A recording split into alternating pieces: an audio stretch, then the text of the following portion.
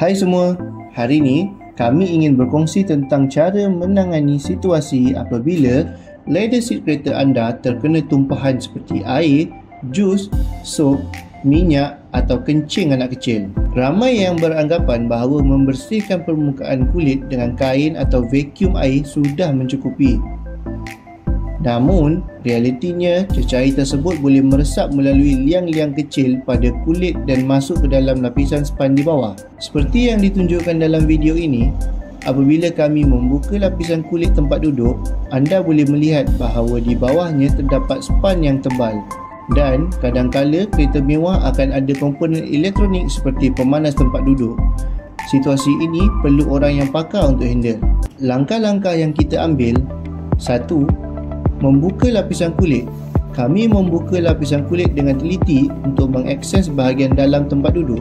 2. Pembersihan bahagian dalam.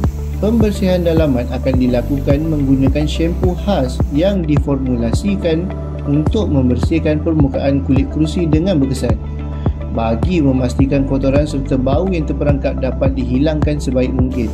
Namun begitu, harap maklum bahawa bau mungkin tidak dapat dihilangkan sepenuhnya. 3. Pembersihan span. Span akan dibersihkan secara mendalam menggunakan mesin vacuum air bagi memastikan kotoran disingkirkan dengan berkesan. Bagi tempat duduk yang mengandungi komponen elektronik, proses pembersihan akan dijalankan dengan lebih berhati-hati bagi mengelakkan sebarang kerosakan pada bahagian sensitif tersebut. Proses ini memerlukan kepakaran dan peralatan khas untuk memastikan tempat duduk anda dibersihkan dengan sempurna tanpa merosakkan sebarang komponen. Jika anda menghadapi masalah seperti ini, jangan ragu untuk menghubungi kami.